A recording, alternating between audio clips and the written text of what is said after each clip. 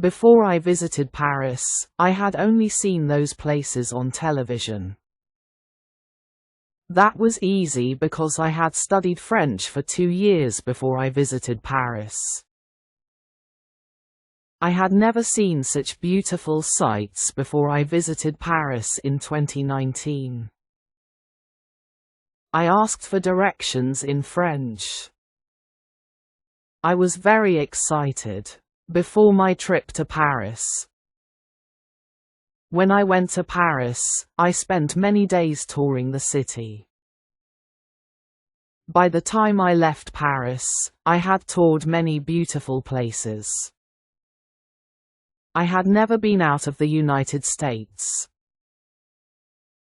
The city was big. Sometimes I got lost and asked for directions. I had saved money for 5 years before I booked my trip to Paris.